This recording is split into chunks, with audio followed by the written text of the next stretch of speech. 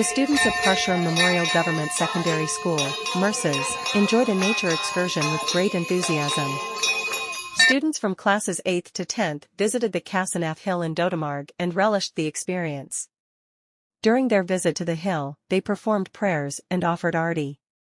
The students were introduced to the wild trees present in the area, including Goa State Tree, the Mati, along with Kinale, Apoto, and others. The school teachers, Fanchika Gaz, Ramdas Vark, Joina Mascarenhas, and Shraddha Parab, participated in this excursion. This trip was a blend of education and enjoyment.